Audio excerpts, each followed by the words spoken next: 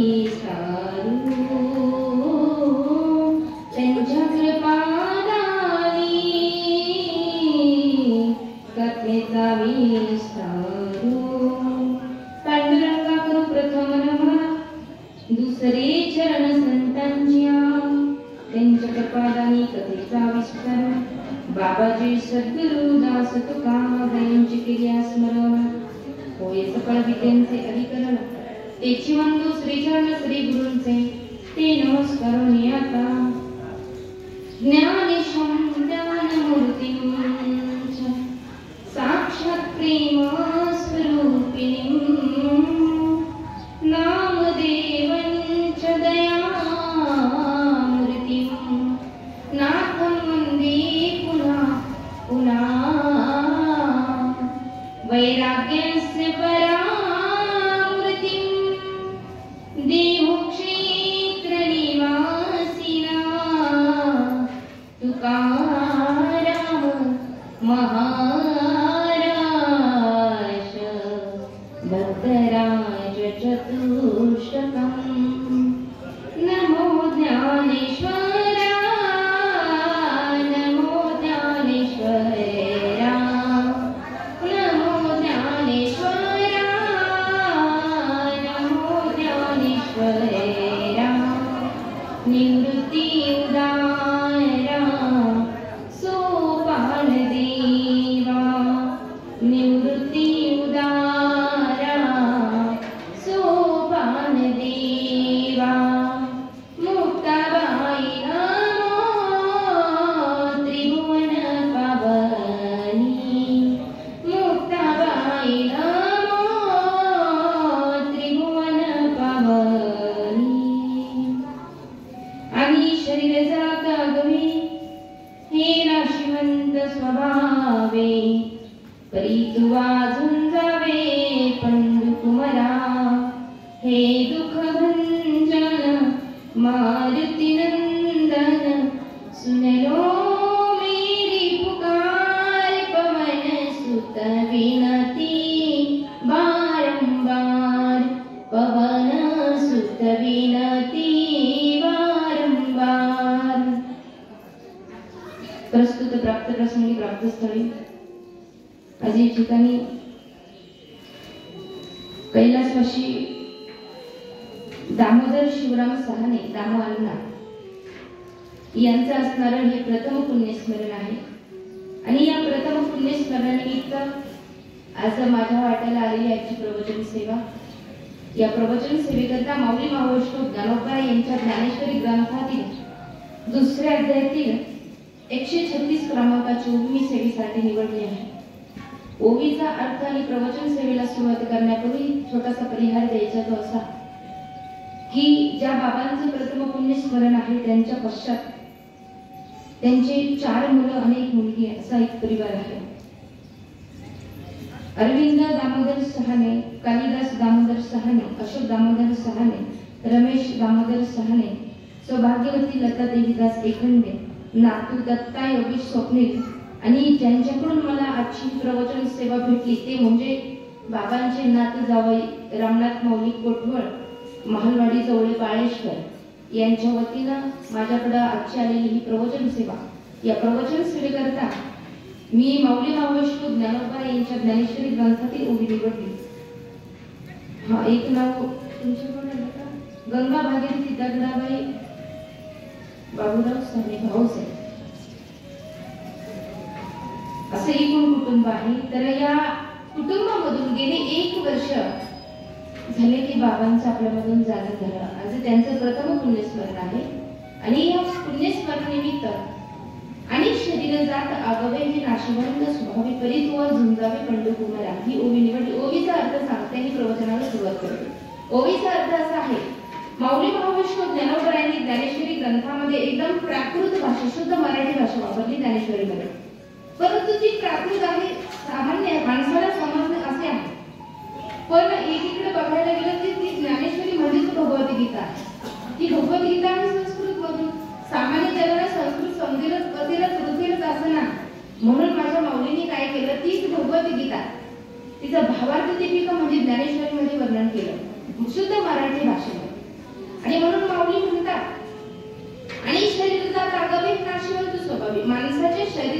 स्वभाव आहे नाश पावण्याचा, आणि कधी ना कधी तर प्रत्येकाला मारावंच लागतं.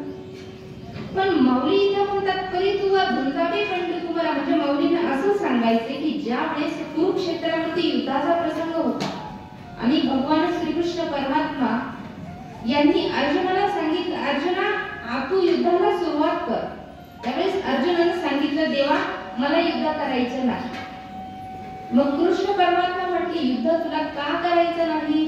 तर अर्जुन म्हटले देवा हे सगळे माझेच माणसं आहेत, एक माझे भाऊ आहेत, कुणी माझे काका आहेत, कुणी मामा आहे. माझ्याच माणसांना मी कसं काय मारायचं, माझ्याच माणसांशी मी युद्ध कसं काय करायचं? हा प्रश्न ज्यावेळेस अर्जुनाच्या मनात उपस्थित झाला त्या प्रश्नाचं उत्तर माझ्या कृष्ण परमात्म्याने जे दिलं ती म्हणजे ही योगी. परमात्मा म्हटले हे बघ अर्जुन, आणि शरीर जाता अगवे हे नाशिवंत स्वभाव. जरी तू आज या युद्धभूमीतून पळून गेला, पुढे महाभारतामध्ये असं वर्णन केलं जाईल की अर्जुन हा धनुर्धारी योद्धा होता, पण तो कुरुक्षेत्रावर युद्धाच्या प्रसंगी पळून गेला असं त्या ठिकाणी महाभारतामध्ये वर्णन केलं जाईल. त्यामुळे तू काय कर, अजूनही विचार कर, ज्यांना तू मारायला नको नको म्हणतो ते कधी ना कधी त्याला मारणारच आहे. का तर नाशिवंत स्वभाव आहे, त्यांचं शरीर नाश पावण्याचा स्वभाव शरीराचा आहे. जरी तू आज नाही मारलं तर कधी ना कधी ते मरणारच आहे. त्यापेक्षा युद्धामध्ये जर तू हरवलं तर तू विजयी होशील, ते पराभव होतील, आणि कुठेतरी चांगली गोष्ट तुझ्या हातून घडावी हाही माझा मानस आहे. म्हणून बघ तू विचार करू. आणि मग अर्जुनाला शेवट विचारा आणखी उत्तर सापडलं की हा भगवंत म्हणतात ते बरोबर आहे, जन्माला जो आला त्याला मरावंच लागतं, मेला त्याला पुन्हा जन्माला यावंच लागतं. शरीराचा स्वभाव नाश पावण्याचा, आणि म्हणून त्या अर्थाची ओवी आजच्या प्रवचन सेवेकरता निवडली. माझी माऊली देखील तेच म्हणतात की शरीराचा स्वभाव आहे नाश पावण्याचा. आता तुम्ही मी इथं बसले, भगवान परमात्म्यानं आपल्याला सुंदर असं शरीर दिले, पण याचा नाश होणार आहे ना काही. आता इथं बसलो आहोत आपण सुंदर शरीराने बसले, मनाने असू का नाही हे ज्याचं त्याला माहिती, पण शरीराने तरी इथं बसलोय. पण त्या शरीराचा स्वभाव माऊली म्हटले हे नाशिवंत स्वभाव आहे. अरे बाबा याचा स्वभाव कसा, अरे हा मरणार आहे, इतक्यात आहे इतक्यात नाही असं हे मानवी जीवन आहे. इतक्यात माणूस चालतो फिरतो बोलतो जेवतो एकमेकांमध्ये बसतो गप्पा करतो गोष्टी सांगतो, आणि अचानकपणे माणूस ते जगामधून निघून जातो. कशासाठी? जगाचा निरोप घेऊन प्रत्येकाला जावं लागतं. म्हणून माऊली म्हणतात ही शरीर जात अगवे हे नाशिवंत स्वभाव. म्हणून पंडू पुत्रा, कारण पंडूचे हे 5 पुत्र म्हणजे पांडव, आणि त्यांना उपदेश माझ्या श्रीकृष्ण परमात्म्याने जो केला तोच उपदेश माझ्या माऊलीनं प्राकृतमध्ये ज्ञानेश्वरीच्या रूपामध्ये मांडला. अशा अर्थाची उभी बाबांच्या प्रथम पुण्यस्मरण निमित्त निवडली आहे. आता पहिला प्रश्न असा निर्माण होतो की पुण्यस्मरण कशासाठी करावं, पुण्यस्मरण का करावं, पुण्यस्मरणाचा फायदा काय? गेलेल्या माणसासाठी पुण्यस्मरण आणि ठेवलेलं हे प्रवचन या दोघांमधला फरक असा आहे की पुण्यस्मरणाचा विधी का करावा, तर दशत्रय विधीचं जे पिंडदान केलं जातं अगदी त्या पद्धतीनं आजचं पिंडदान असतं. आणि आजचं पिंडदान झालं की आजच्या दिवशी बाबांना दुसरा देह भेटतो, तोपर्यंत 1 वर्षाचा कालावधी हे शरीर भेटायला लागतं. आपल्यामध्ये आज रात्रंदिवस जी वस्तू आहे तो म्हणजे आत्मा. आज तुमच्या माझ्यात आत्मा आहे म्हणून आपण एकमेकात बसलो.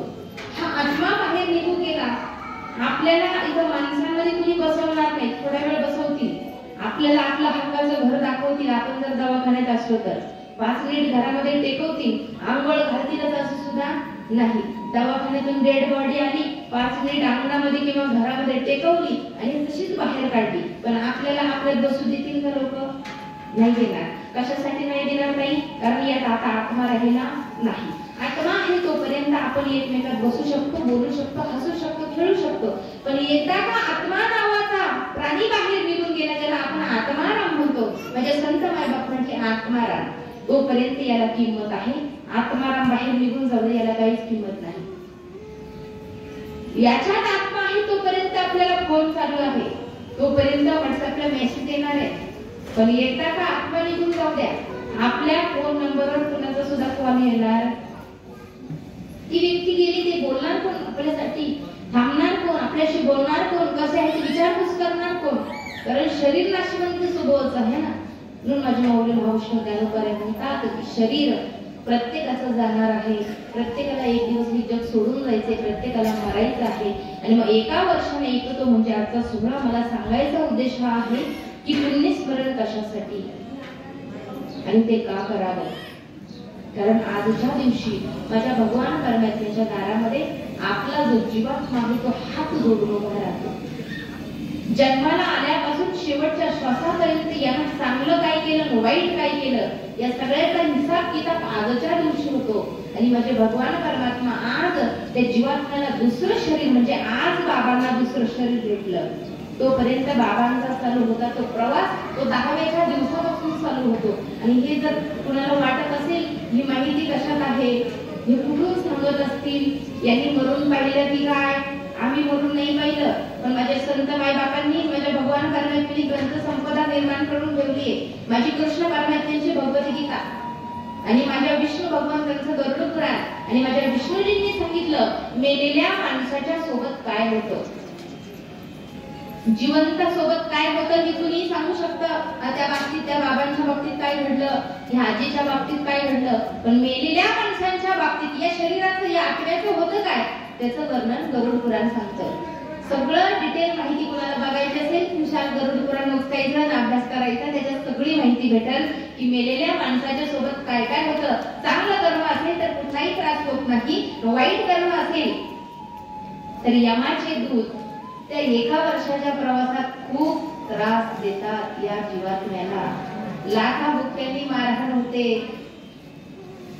तिथं पोहोचल्यानंतर आता गीता बघा किंवा ज्या माणसाचं मरण जवळ आलं, ज्याला आता एवढं दिसायला लागला, बरेचसे लोक असे म्हणतात इथं दिसला तिथं बसला माझ्याजवळ बसलाय, त्याला 2 शिंग आहे, त्याच्या दात, बरेचसे अशा म्हणतात की नाही करत. तुम्ही ऐकण्यात असेल ना की तो यम तो काय त्याच व्यक्तीला दिसतो ज्याला तो घ्यायला आला. आपल्यासारखे असले तर आपण म्हणतो हे बावचळला का काय, हे असं का बरं बोलतोय, किंवा आपण म्हणतो स्मरणशक्ती कमी झाली, पण ते खरं आहे. ग्रंथ उचलून बघा, ग्रंथांमध्ये सगळं वर्णन सांगितलंय. कारण माझे जगद्गुरु तुकोबर 3दा मृत्यू लोकांमध्ये आले, माझे संत जाऊन आले हो. आणि म्हणून त्यांचे पायी या नात्यानं आम्ही तुम्हाला सांगतोय, कीर्तनकार प्रवचनकार नात्यानं, की जिवंत माणसाच्या बाबतीत कधी जन्माला आलं सांगू शकतो, पण कधी करणार आहे हे तुम्हाला माहिती आहे का, हे मला सुद्धा माहिती नाही. आपल्याला साक्षात परब्रह्म जरी भेटले तरी सुद्धा आपल्याला कळलं का आपण कधी मरणार आहोत, नाही ना माहिती आपल्याला. कारण जन्म मरण इथं किती दिवस राहायचं, किती दिवस जगायचं, काय खायचं ते आपल्या हातात, काय प्यायचं आपल्या हातात, पण कधी मरायचं किती प्रयत्न केला, माझ्या भगवान परमात्म्याची इच्छा असली तर मरण येईल. एखादा काही वेळेस माणूस स्वतःला संपवण्याचा प्रयत्न करतो, कुणी औषध घेतं, कुणी फाशी घेतं, तरी लोक वाचतात का, तर त्याचं भरलेलं नव्हतं. एखाद्याला किती वाचवण्याचा प्रयत्न केला तरी ते मरतं का, तर त्याचं भरलं होतं. वरची एकदा का दोरी तुटली, खाली काही प्रयत्न केले तर त्याचा उपयोग होत नाही. म्हणजे जगद्गुरु तुकोबर म्हणतात अरे बाबा तुम्ही काही करा, शेवटी माझे माऊली इथं म्हणतात आणि शरीर जाता हे नाशिवंत स्वभाव आहे. तसंच माझे तुकोबर म्हणतात की देह हा नाशिवंत आहे. तुकोबरांचा उद्देशपर प्रकरणातला अभंग आहे आणि त्यांनी आपल्याला उपदेश केला, क्षणोक्षणाची करावा विचार, क्षणोक्षणाची करावा विचार, क्षणोक्षणाची करावा विचार, क्षणोक्षणाची करावा विचार, तरावया पार भव सिंधू, तरावया पार भव सिंधू, भव सिंधू, नाशिवंत देह जाणारा सकळ, नाशिवंत देह जाणार सकळ, नाशिवंत देह जाणार सकळ, नाशिवंत देह जाणार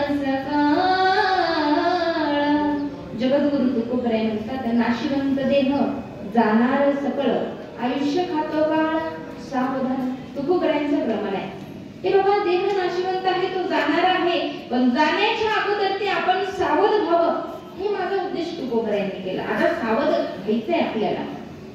आता सावधानतेचा इशारा माझ्या जगद्गुरूंनी का दिला, तर त्याच्या पाठीमागे एक उद्देश आहे. तुकोबराय म्हटलंय, जसं तुम्ही रस्त्यानं चालताना जर तुम्हाला विंचू दिसला, विंचू असा नांगी काढून बसलेला आहे, आणि तुम्ही म्हणले का बरं झालं तुझी माझी भेट झाली, आता मी तुझ्या नांगीवर पाय देतो.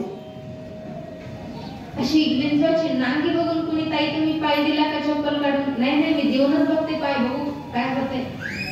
तुम्ही काय करणार? पाय नाही देणार, पण पायातली चप्पल मात्र नक्की काढणार.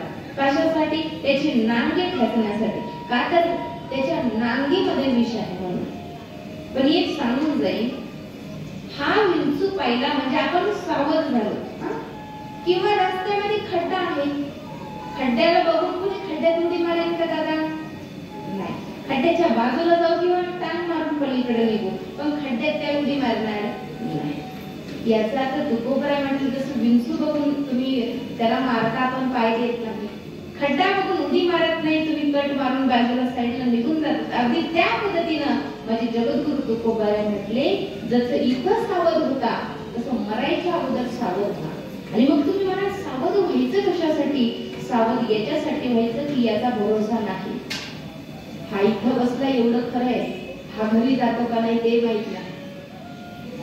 कोण दिवस येईल कैसा नाही देहाचा भरोसा, याचा अजिबात भरोसा नाही. कारण इथं जो आला, आपण इथं आलो म्हणजे फक्त एक भाडोत्री म्हणून आलोय. जरी आपला 7-12 उतारा आपल्या नावावर असला ना, तरी सुद्धा आपल्याला जावं लागतं. आपलं घरी येईल का सोबत? नाही येऊ शकत. आपली जमीन येणार नाही. फक्त इथं जगतो एवढं खरं आहे. थोड्या वेळाने काय घडणार आहे कालचं सांगू शकतो, आत्ताचं फक्त थोडा वेळ फक्त माहिती, भविष्य काळाचं होणार चिंतन, या पलीकडे माणूस काहीच विचार करू शकत नाही. म्हणून आपण सावध व्हावं ही संतांचं सांगणं आहे. म्हणून आपण इथं आलो, 1 तास माझ्या परमात्म्याचं नामचिंतन ऐकलं तर त्याचा शाश्वत फायदा आहे. संसारामध्ये शाश्वत फायदा होईलच असं सांगता येत नाही, पण परमार्थामध्ये शाश्वत फायदा झाल्याशिवाय राहत नाही. हा परमार्थाचा फायदा आहे. फुकट माझी जगद्गुरु तुकोबराय ताम्हा हरीच्या दासा काही भय नाही त्रैलोकी, देव उभा मागे पुढे उगवी पुढे संकट. अरे आम्हाला कसलीच भीती नाही, काळाची सुद्धा भीती नाही. अहो तुकोबरायांचं नुसतं तुका राम नाव ऐकलं तरी काळ थरथर थरथर कापायचा, इतका अधिकार माझ्या तुकोबरायांचा. म्हणजे ज्ञानेश्वर माऊली, अहो काळानं त्यांना घ्यायला यावं, आणि निवृत्ती, सोपान काका आणि माझ्या छोट्याशा मुक्ताईनं, या तिघांनी 3 वेळेस काळाला परत पाठवावं. हा अधिकार कोणाचा होता? संतांचा होता, आपला नाही. आपण म्हणू का मी लय श्रीमंत आहे, तुला पैसे देतो, तू माझ्या गावात सावरगावमध्ये कधी पाय द्यायचा नाही, असा कोणत्या माणसाने दिला तर थोडी लाच यमाच्या दूताला. का तर काय तिथं चालत नाही.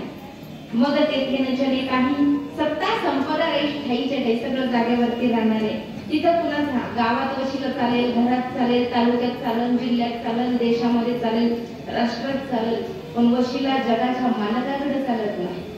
कोणीच म्हणू शकत नाही देवा मला थोडे पैसे घेऊन आयुष्य वाढवून दे, नाही वाढवू शकत. जेवढी आयुष्याची मर्यादा आहे तेवढं आयुष्य जगायचं, आणि ज्या दिवशी आयुष्य संपलं, पुण्य संपलं, त्या दिवशी जगाचा निरोप घेऊन रिकाम्या हाताने माघारी परतायचं.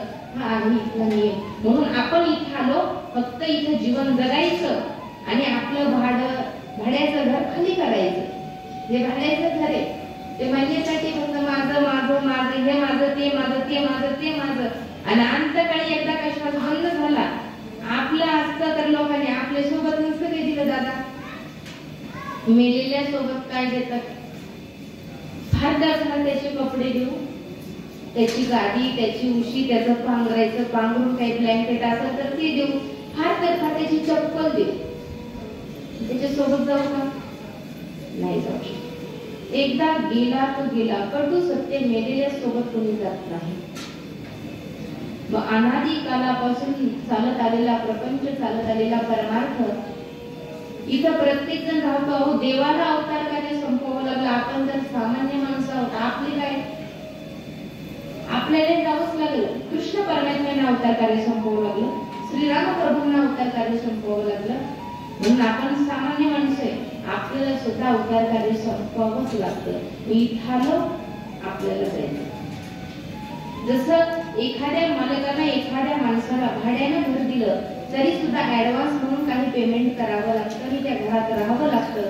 पण माझे भगवान परमात्मा सांगतात, या मृत्यू लोकांमध्ये कितीही माणूस म्हणत असेल हे माझं हक्काचं घर आहे, तरी सुद्धा त्याला त्या हक्काच्या घरी काही काळापुरतंच राहता येतं. थोडा काळ संपला की त्या माणसाला त्याचं घर खाली करून जावं लागतं. मग कितीही श्रीमंती संपत्तीवाला माणूस असेल तरी सुद्धा जावं लागतं. कारण जीवन कसं आहे त्या जीवनाचं एका ठिकाणी वर्णन सांगितलं. जिंदगी किराए का घर है, जिंदगी किराए का घर है, एक ना एक दिन बदलना पड़ेगा. जिंदगी का किराए का घर है, एक ना एक दिन बदलना पड़ेगा. जिंदगी का किराए का घर है, एक ना एक दिन बदलना पड़ेगा. मौत जब तुझे को आवाज देगी, मौत जब तुझे को आवाज देगी, घर से बाहर निकलना पड़ेगा. जिंदगी का किराए का घर है, एक ना एक दिन बदलना पड़ेगा. एक दिवस प्रत्येकाला इथलं हे घर बदलायचं आहे. घर कोणतं आहे? आता हे मानवाचे शरीर भेटले हे घर आहे, पण हातमा एकदा का निघून गेला, याला पुढचा देह कोणता भेटणार, कोणता भेटणार, पुन्हा माणूस होत नाही. मनातून काढून टाका, आपण मेलो का लगेच माणसाचा देह भेटतो असं नाही. म्हणजे संतांनी फुकट सांगितलं का एक योनी कोटी कोटी फेरा मनुष्य देह वाऱ्यामध्ये लावे तेव्हा मिळतं, लगेच भेटत नाही. त्यातल्या त्यात तुमची माझी अंतकाळी जशी इच्छा असेल, जशी वासना असेल, त्या पद्धतीने पुढचा जन्म भेटतो. संत रोहिदास महाराज तुम्हाला माहित असतील, ते ब्राह्मण समाजाचे होते. कोण होते रोहिदास महाराज? ब्राह्मण समाजाचे होते. पण अंतकाळी लक्ष गेलं चपलांवर, चपलांवर अंतकाळी लक्ष गेलं. परिणाम पुढचा जन्म, जन्म गेले लागे वासनेच्या संगे. म्हणून म्हटले माणसाची वासना जी आहे ती दुःखाला कारणीभूत असते. वासना दुःख देते, मनातली आशा दुःख देऊन जाते. म्हणून आपलं संपूर्ण आयुष्य जे काय ते आशेवरती निघून जातं. मला आज सुख भेटल, मला उद्या सुख भेटल, मला परवा सुख भेटल. पण सुख कुणाला भेटलंय मला खरं खरं सांगा, तुम्ही कितपत सुखी आहे? मी सुद्धा कितपत सुखी आहोत आपण? क्षणिक स्वरूपाचं सुख, तात्पुरतं समाधान मिळतं, पण चिरकाल सुख जीवनात आहे का कुणाच्या? म्हणजे समर्थांनी मनाच्या श्लोकात प्रश्न विचारला आपल्याला, या देहाला विचारलं, मनाला, ए मना सांग, जगी सर्व सुखी असा कोण आहे? प्रश्नचिन्ह. विचारी मना तुझी शोधून तयारी, मना विचार ना, तुझ्या मनाला शोधून बघ की आहे का कोणी सुखी? अजिबात सुखी. जो भेटेल तो दुःखीच आहे. कबीरदासजी महाराज पुन्हा म्हणतात, जो देखे सो दुखिया बाबा, सुखिया कोई नहीं रे. राजा दुखिया, प्रजा दुखिया, दुखिया जनरंकर. एवढंच नाही, देवांना सुद्धा दुःख. ब्रह्म विष्णु शंकर दुखिया, सुखिया कोई नहीं रे. जो देखे सो दुखिया बाबा, सुखिया कोई नहीं रे. कबीरा, सुखिया कोई नहीं रे. या जगामध्ये सुखी कोणी सापडणार नाही. ब्रह्मांना दुःख, विष्णूंना सुद्धा दुःख भेटलं, माझ्या शंकरजींना सुद्धा दुःख भेटलं. भगवंताचं सुद्धा दुःख सहन करावं लागलं. आपण तर सामान्य माणसं आहोत, आपल्याला दुःख कसं काय सोडेल बरं? नाही, आपल्याला दुःख सोडू शकत नाही. कारण मानवी जीवनामध्ये सुखही असतं आणि मानवी जीवनामध्ये दुःख सुद्धा असतं. म्हणून माझे माऊली म्हणतात, जसं शरीर याला कधी ना कधी दुःख होणारच आहे, तसंच कधी ना कधी त्या माणसाला सुख सुद्धा भेटणार आहे. सुखापाठीमागं दुःख आणि दुःखापाठीमागं सुख हा मानवी जीवनाचा चढउतार कधी ना कधी चालूच असतो. फक्त ठरलेल्या वेळी ठरलेल्या ठिकाणी मृत्यू येणार आणि आपल्याला घेऊन जाणार. आता एक तास तुम्ही इथं बसले, एक तास मी बसले, एक तास तुम्ही बसले, एकच तासापुरते हे सगळं. एकदा का प्रवचन संपलं, तुमचं कामाचं पुढचं नियोजन हे तुमच्या मनाला माहिती, काही तुमच्या कामाचं नियोजन तुम्हाला माहिती. एका तासापुरतं ते लगेच झालं. इथं प्रवचन संपलं, 2 तास खाल्ले, हा आमचं आमचं काम आहे, उद्याचं परवाचं हे चिंतन चाललंय आपलं. आहे का नाही त्याला भविष्याचं चिंतन?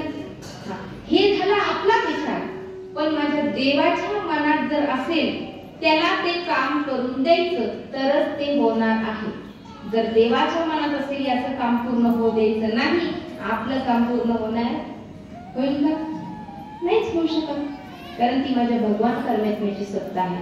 सगळं त्यांच्या इच्छेशिवाय. झाडाचं पान हलतं तेही देवाच्या इच्छेनं, पाऊस पडतो तोही देवाच्या इच्छेनं, मी इथं बसले मी बोलते देवाच्या इच्छेनं, तुम्ही बसला देवाच्या इच्छेनं, आणि घरी जाऊ की नाही हे सुद्धा देवाच्याच इच्छेनं. आज तुम्हाला मला जे उठवलं ना तीही देवांची इच्छा. म्हणून आपण इथपर्यंत आलो. जर मलाही उठवलं नसतं, तुम्हालाही उठवलं नसतं, आपण इथं आलो असतो का? मग कुठं गेलो असतो? आजी लथपणे आजीबाई, आपण जर नसतं देवानं आपल्याला उठवलं, आपण कुठे गेलो असतो? वड्याच्या कडाला, स्मशानभूमी. आपल्या गाडीला माझ्या भगवान परमेश्वराने धक्का स्टार्ट केलं, उठ, अरे सकाळ झाली. म्हणून आपण उठलो, इथपर्यंत आलो, या धर्ममंडपामध्ये येऊन बसलो. पण माझ्या या गाडीला धक्का माझ्या परमेश्वराने दिला. म्हणून सत्ता माझ्या देवाची आहे, तिथं कुणाचं चालत नाही. प्रमाण आहे त्याला.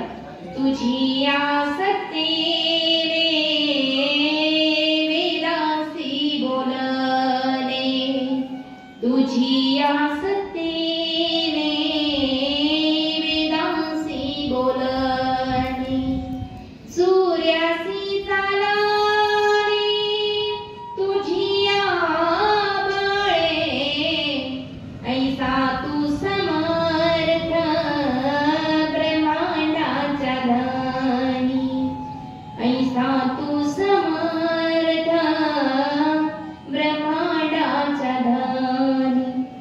ब्रह्मांडाचा धनी कोण आहे? तो भगवान परमात्मा.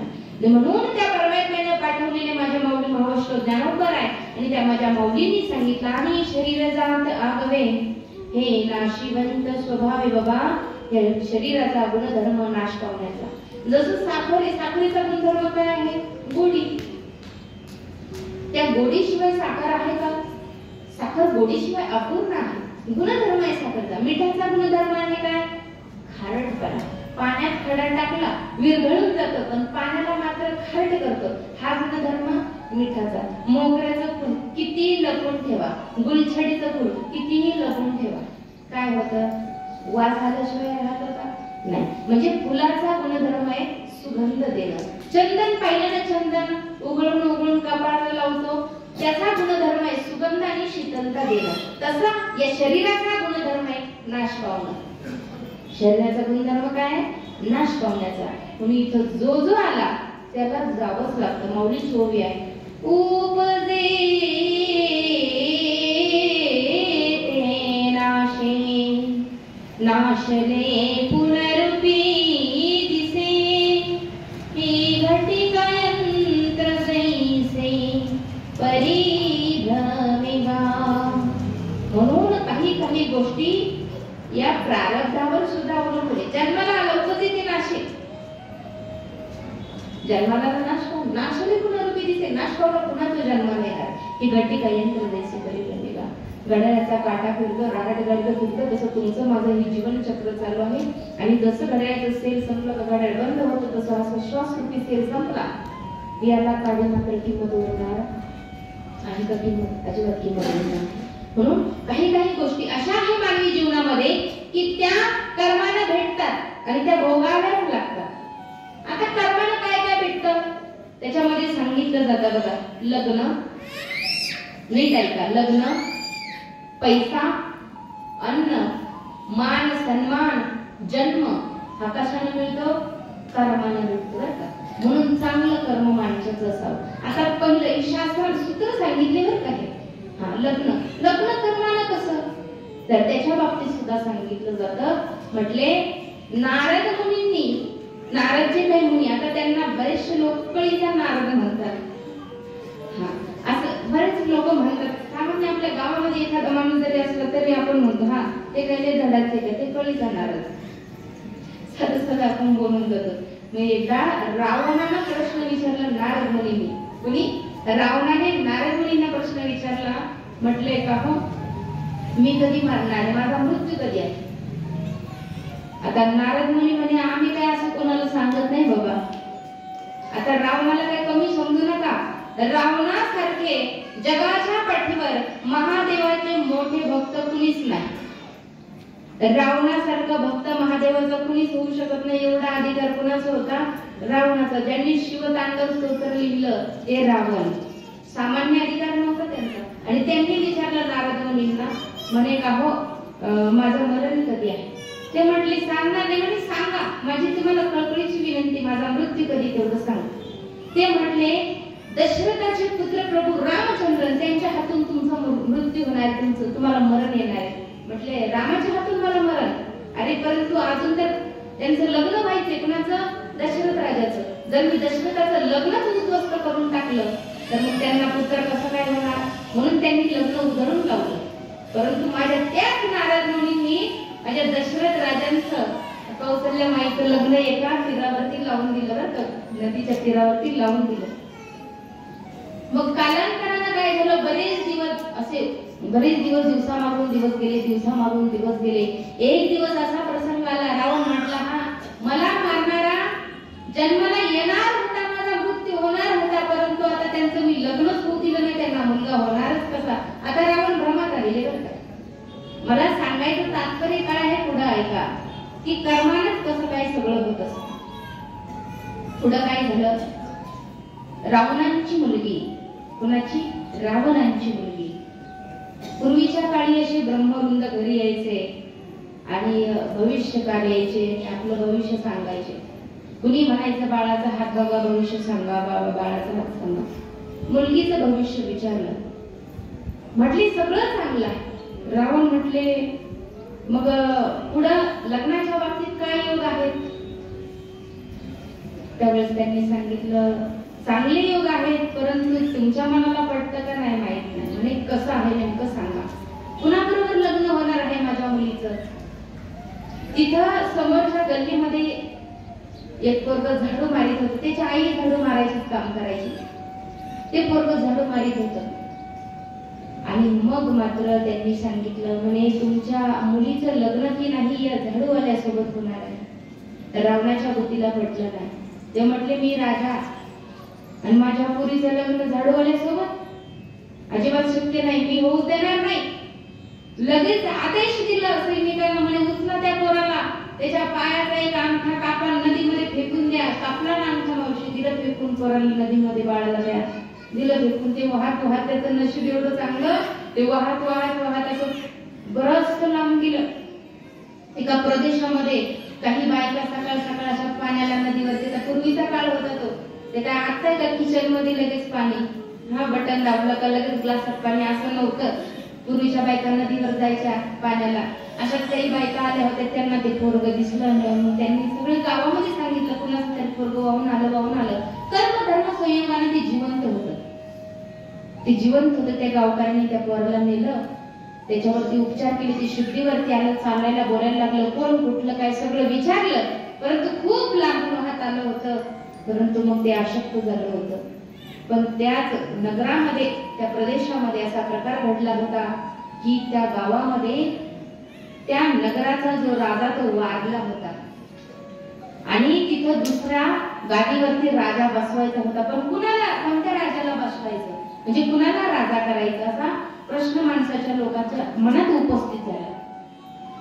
मग म्हटले आता गावात सगळे लोक असे तुमच्या माझ्यासारखे, पण राजा बनवायचं कुणाला? कारण तेवढा अधिकार पाहिजे ना राजा बनवण्यासाठी. मग म्हटले एक काम करू, पूर्वीच्या काळाची हत्ती असायची गावामध्ये, हत्ती. आणि हत्ती हा खूप चतुर प्राणी आहे. तो कुणाचा स्वभाव कसा, कुणाचं मन कसं, प्राणी ओळखतात हे माणूस कसे.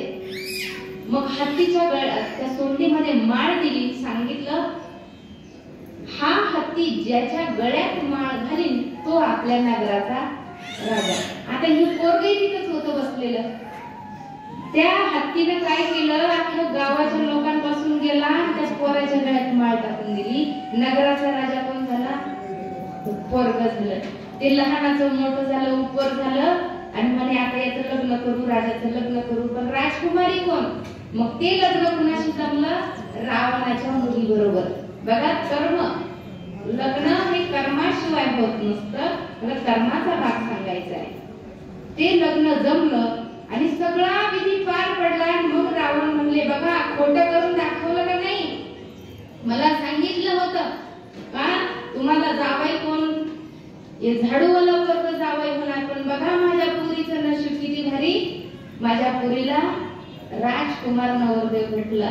त्यावेळेस त्या सांगितलं म्हणे राजकुमाराने म्हणे अहो जास्त आनंदित होऊ नका, तो अंगठा कापून नदीमध्ये फेकलेला मीच आहे. दृष्टांत संपला. सिद्धांत हा आहे की कर्म हे काही असलं तर हे सूत्र सांगितलं, हे लग्न कर्माशिवाय नाही. तसंच मृत्यूचं सांगितलंय, तसंच जन्माचं सांगितलं, जन्म घेणे लागे वासनेच्या संज्ञा मगाशी सांगितलं. तसंच मृत्यू सुद्धा आहे. मृत्यू कुणाच्या हातामध्ये नाही, पण आल्याशिवाय मात्र तो राहत. तसंच अन्न, अन्न सुद्धा कर्मानं भेटतं बरं का बाबा. आपल्या नशिबात असलं तर जेवण भेटतं, नाही तर नाही भेटत. तुम्ही म्हणाल असं कसं, आम्ही जेवणार ताट समोर आहोत ते सगळं ठीक आहे, आपण घास घेणार, आ करणार, पण तो इथून खाली उतरायचा का इथून खाली सोडायचा हे आपल्या हातात आहे का? त्याच्यावर उदाहरण सांगेल. वारकरी बाबा होते, दिंडीत गेलेले, दोन्ही जोडपं गेले. तुम्ही जाता काळजी जोडी जोडीनं दिंडीत, असे दिंडीत गेले होते वारकरी बाबा. आता त्या बाबांना लय भूक लागली. बघा मला सांगायचं अन्नाच्या बाबतीत, बाबांना खूप भूक लागली. आता इथं तर स्वयंपाक चालू आहे पडद्याच्या आड, तसं तिथं पडद्याच्या आड स्वयंपाक चालू होता. म्हणजे लाडू बांधायचं काम चालू होतं. लाडूची पंगत होती.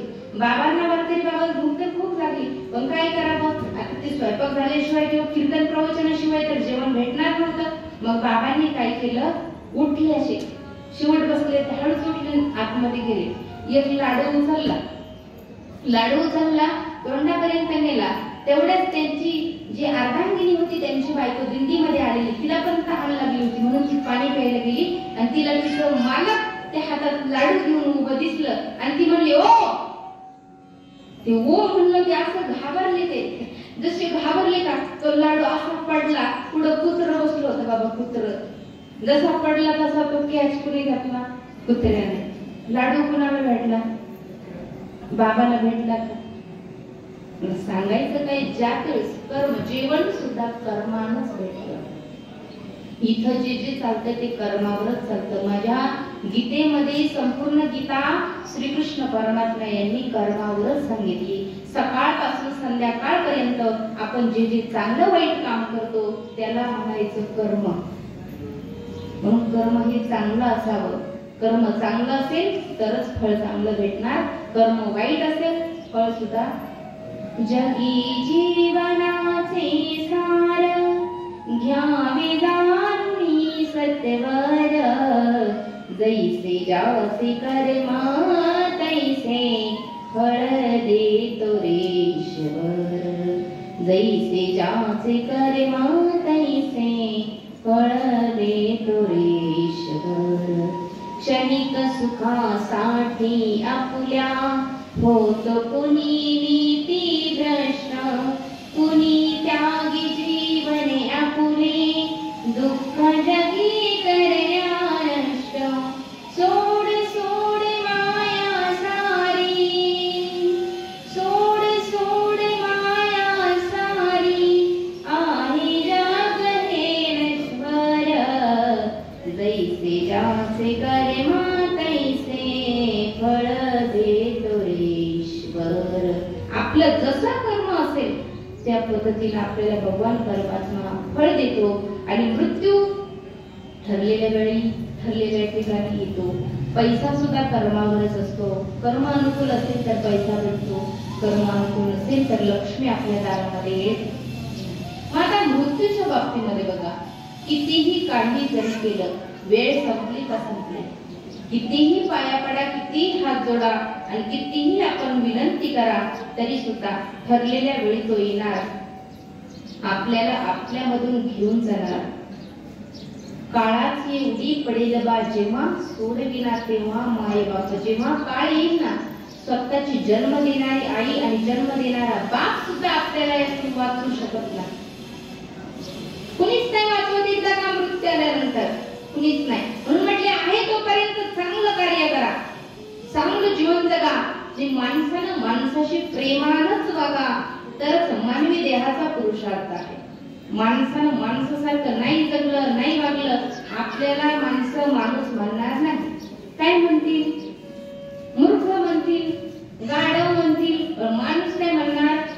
माऊली महाराष्ट्र जानोकर यांनी हरिपाठामध्ये सांगितलं, हरिमुखी म्हणा, हरिमुखी म्हणा, हरिमुखी म्हणा, हरिमुखी म्हणा, हरिमुखी म्हणा, हरिमुखी म्हणा, हरिमुखी म्हणा, हरिमुखी म्हणा. पुण्याची गणना कोण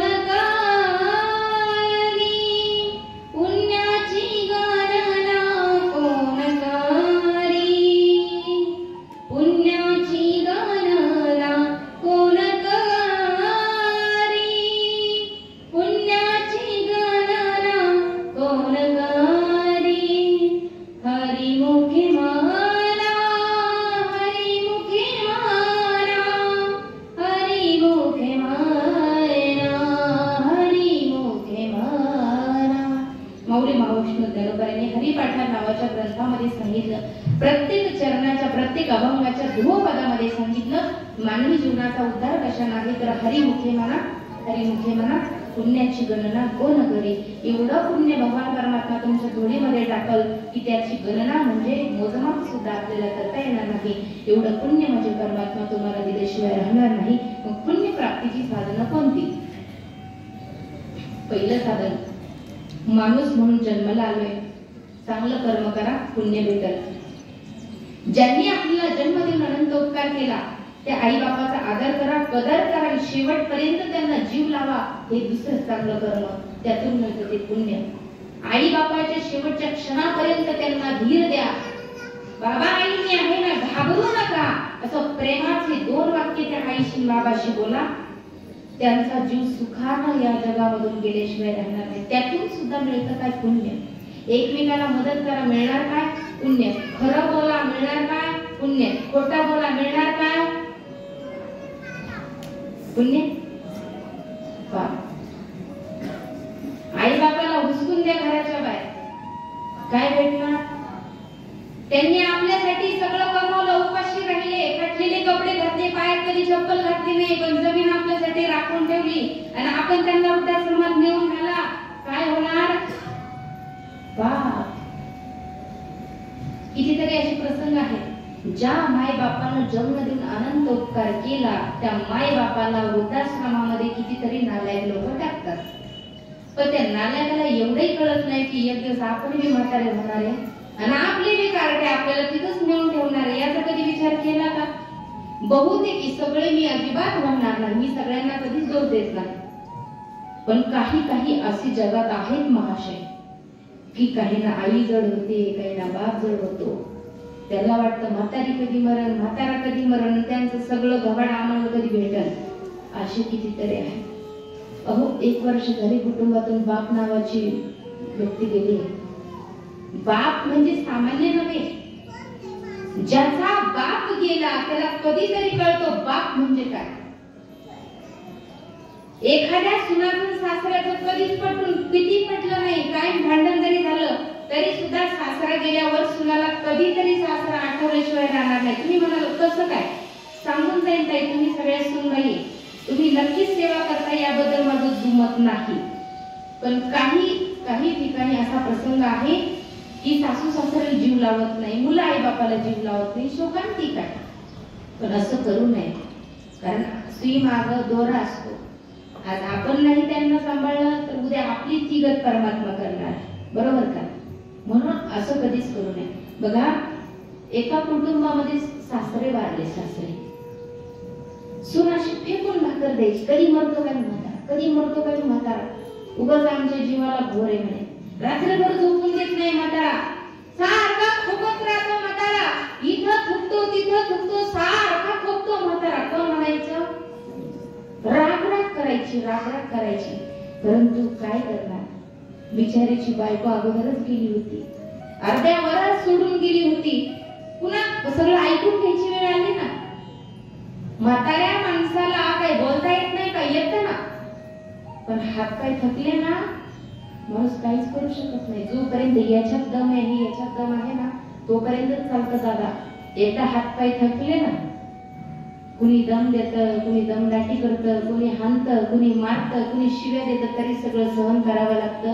आपल्यात पुरुषार्थ नाही का, आहे. आपल्यात बोलण्याची हिंमत नाही का, आहे.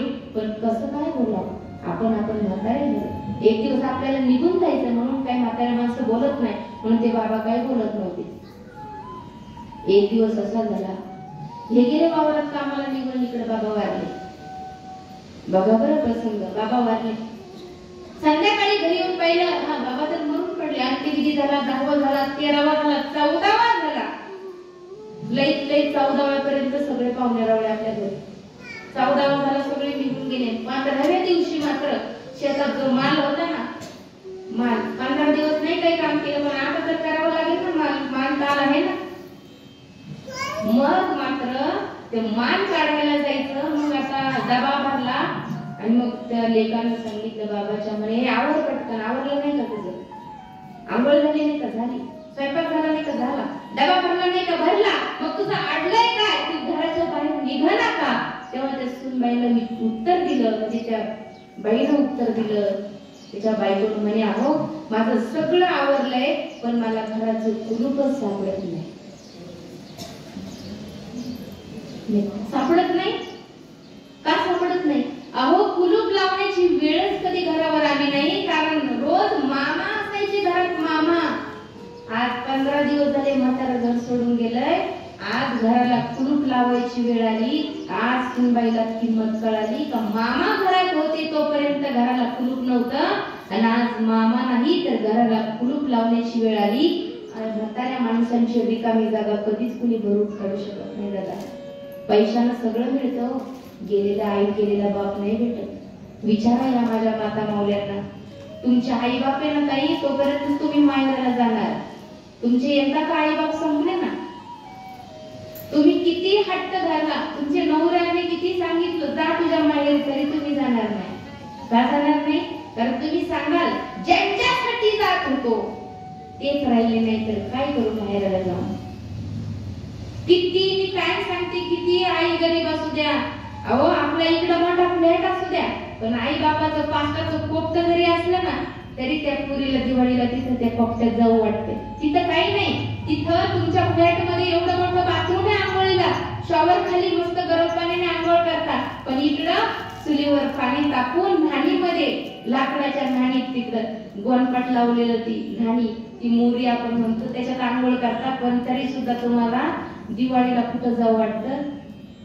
काय आहे तिथं, आहे का सगळ्या सुखसोयी नाही. तिथं सगळ्या सुखसोयी नाही, पण 2 शब्द सुखाचे प्रेमाचे बोलणारे आई बाप आहे ना, म्हणून त्या माहेराला त्या लेकीला जाऊ. पण ज्या दिवशी काही खरं सांगून जाईल, ज्या दिवशी तुमची माहेरातली आई गेली बाप गेला ना, त्या दिवशी तुमचे सासरची किती म्हणले ना तुम्ही सणाला तरी तुम्ही नाही जाऊ शकत. त्या कोपट्यातल्या आईचा प्रसंग सांगून जाईल, इतकी परिस्थिती आईची गरीब आहे का तिला झालेलं नीट लुगडं नाही, अंगामध्ये फाटकी चोळी, बापाचं फाटकं धोतारी गुडघ्यापर्यंत, 80 वर्षाचा बाप. पण आपली पोरगी जरी येणारे म्हणलं ना, तर 21 वर्षाच्या तरुणाच्या अंगात जेवढी ताकद आहे तेवढी 80 वर्षाच्या बापाच्या अंगात ताकद येते दादा. फक्त पोरीला सांगावं, दादा मी आज येणारे बरं का. 80 वर्षाचा बाप, ज्या बापाला बीपी आहे काही, त्या बापाला शुगर आहे, तो बाप बिन नाश्ता पाण्याचा काठी टेकत टेकत पायी पायी पायी पायी पायी पायी कुठं जातो माहितीये का? स्टँडवर जाऊन बसतो. कशासाठी? माझी लेक आज येणार आहे. बापाचं अति प्रेम जर कोणावर असेल ना तर ते फक्त आणि फक्त लेकीवर असते. आणि तुमचं खरं खरं प्रेम ना तुमच्या मुलावरती असते. हा बघा क्रॉसिंग आहे बरं का. तुम्हाला मुलगी आवडते, यांना मुलगा आवडतो. बाप गेला अनवाणी स्टँडवर जाऊन. 7 वाजता बाप स्टँडवरती पोहोचलाय. 7ची गाडी आली. पहिल्या शीट पासून शेवटच्या शीट पर्यंत बापानं डोकं खिडकीतून जावं, माझी पोर नाही दिसली. 10 वाजले नाही आली. 11च्या गाडीनं नाही आली. 12च्या गाडीनं नाही आली. जी गाडी येईल बापानं उठावं, टेकत टेकत टेकत डुकून बघावं, नाही आली माझी ताई, पुन्हा खाली बसावं. तहान लागली का पाणी प्यावं, पुन्हा एसटी आली का डोकून बघावं. संध्याकाळचे 7 वाजले. स्टँडवर अंधार झाला. आता शेवटचीच मुक्कामी एसटी होती आणि ती एसटी अशी येताना दिसली. बापानं उठवून एकेका शीटाला खाली उतरावं आणि माझ्या बापानं त्या एसटीमध्ये डोकून बघावं, अजून माझी ताई आली नाही, येते का नाही. आणि मग शेवटचं शीट त्याची ताई त्याच्या समोर ती पोरगी दिसती. दिवसभर उपाशी असणारा बाप तरी सुद्धा त्या पोरीकडे पाहून खदा खदा हसतो. म्हणतो, बाई लय त्रास झाला का बाई येताना? हा त्रास झाला का येताना? हा प्रेमपूर्वक शब्द बोलणारा फक्त आणि फक्त बाप असतो. त्यावेळेस ती पोरगी म्हणती, नाही दादा मला नाही त्रास झाला, पण तुम्ही सकाळपासून आलेत ना, भूक लागली असेल ना दादा, चला थोडा तुम्हाला चहा पाजते, मग आपण घरी जाऊ. दोघं माय लेकरं येताना दिसले 70 वर्षाच्या आईला. त्या कमरात वाकलेल्या आईनं माठाजवळ जावं, एक तांब्या भरून आणावा आणि आपल्या लेकीच्या हातामध्ये द्यावा. आणि बरे का गं बाई तुझं, बस तुला जेवायला वाढते असं म्हणणारी फक्त कोण असते माहेरात? ताई. आई असते, किती म्हातारी असू द्या. आणि मग आपल्याला नीट घालायला कपडे नाही, पण लेकीला जुनं जाऊ द्यायचं नाही. हा मनात संकल्प फक्त आईचा आणि बापाचा. ज्या दिवशी पोरीला जायचं ना त्या दिवशी आईच्या घरामध्ये काहीच नाहीये, पण माझ्या पोरीची पिशवी रिकामी जाऊ द्यायची नाही. ती पिशवी पापड देईन, लोणचं देईन, कांदे देईन, बटाटे देईन, वांगे देईन, मिरच्या देईन. लेकीची पिशवी स्वतःच्या घरी मागवं नाही, पण दुसऱ्याकडून मागून पिशवी भरून देते ना. पोरगी म्हणते, आई मला काही नको ग, अगं माझ्या घरी सगळे ग, मला काही नको ग आई तुझं. तरी सुद्धा आपली आई माहेरात आहे तोपर्यंत पिशवी कधी रिकामी जाऊ दे. आणि बाप सांगतो, बाई ने अगं आमचा जीव आहे ना तोवरच सगळं. एकदा आम्ही गेलो ना मग काय माहिती तुझं मागं काय होईल. हा एक बाप आहे हो. म्हणून बाप अशी व्यक्ती आहे, एकदा बाप गेला ना पुन्हा भेटत नसतो. किती माया, किती काबाड कष्ट बाप आपल्यासाठी करतो. किती. एखादी पोरगी लग्नाला यावा, लग्नाला आलेली पोरगी त्या बापाची ऐपत जरी नसली लग्न करण्याची, पण पोरगा चांगला आहे मग करायचं का? हुंडा मागितलाय, पैसे तर नाही, लग्न तर करायचे. पोरगा चांगला आहे, सर्व्हिसला आहे, जमिनी जुमला आहे, सगळ्या गोष्टी व्यवस्थित आहे, पण पैसे नाही. हे मागणं हातातून जाऊन द्यायचं कसं? बाप डायरेक्ट होकार देऊन टाकतो. होकाराच्या पाठीमागचं कारण सावकाराकडे जातो, कर्ज काढतो, आयुष्यभर कर्ज फेडतो. एकच फक्त मनामध्ये काय, माझी पोरगी आयुष्यभर सुखी जगली पाहिजे. एकच उद्देश फक्त बापाचा असतो. झालं लग्न जमलं. प्रत्येक ठिकाणी जो कधी झुकला नाही, जो कधी वाकला नाही, पण एका लेकीच्या प्रेमापोटी पत्रिकावाल्याजवळ गेलं तर हात जोडतोय, वादळत्याजवळ गेलं तरी हात जोडतोय, आचार्याजवळ गेलं तर हात जोडतो, पाहुणे रावळे सगळे सोयरे आपतेष्ट प्रत्येकाजवळ गेलं का दादा लग्नाला यावर. आणि लग्नाच्या दिवशी प्रत्येकाचा आदर सन्मान करतो, पुन्हा हात प्रत्येकाच्या पुढे जोडतो. तो व्यक्ती म्हणजे आपला बाप असतो. प्रत्येकाला म्हणतो जेवून जा बरं, उपाशी जाऊ नका, जेवून जा उपाशी जाऊ नका. हा शब्द फक्त एका बापाच असतो. झालं टाळी लागली, लग्न लागलं, सगळं जेवले, वराड जेवलं, गावातले लोक जेवले, सगळे जेवले, पण बाप जेवतो का दादा? झाले ना तुम्ही बाप? जेवतो का बाप? आता मात्र हुरहुर लागली, डोळ्यात पाणी यायला लागलंय. कशासाठी? घरची माझी लक्ष्मी आज दुसऱ्याची लक्ष्मी होणार आहे. बाप लग्न जमताना रडत नाही, लग्न हळदीत रडत नाही, पण माझी पोरगी मात्र सासरी जाणार आहे. त्यावेळेस पाषाण हृदय असलेला बाप सुद्धा डसा रडल्याशिवाय राहत नाही. हे एका बापाचं प्रेम असतं. लेक आपली एवढं लेकून होतं ते मोठं झालं. आज दुसऱ्याचं परक्याचं दर झालं. पण जायच्या वेळेस ती पोरगी मात्र आई आली तरी विचारते बाबा दिसला. भावाला म्हणते माझा बाबा कुठे? प्रत्येकाला म्हणते बाबा दिसत नाही. बाबा एका कोपऱ्यात लांब डोक्यातली टोपी काढून डोळे पुसताना दिसतो. पोरगीला जावं फक्त बापाच्या पाठीवर हात ठेवावा आणि म्हणावं दादा इकडे का उभे? पप्पा तुम्ही इकडे का उभे? त्या पोरीकडे पाहून तिच्या गळ्यात पडून हंबरडा फोडून लहान लेकरासारखा जो रडतो ना त्याचं नाव फक्त बाप आहे. इतका रडतो तो, कारण त्याच्या मनामध्ये त्याच्या उरामध्ये माया असते, प्रेम असतं. म्हणून हा बाप एकदा का गेला ना दादा पुन्हा बाप भेटत नाही. उरामध्ये माया त्याच्या काळ्या मेघावानी दाखवीन कधी कुणा डोळ्यातले पाणी. जिजू जिजू संसाराचा गाडा हाकला वटामध्ये हसू जरी कणा वाकला.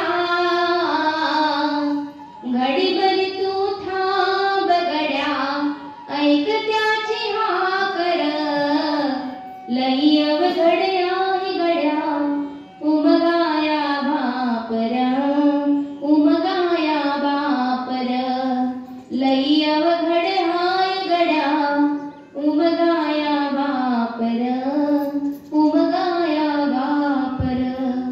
हा बाप ना कळत नाही कसा आहे.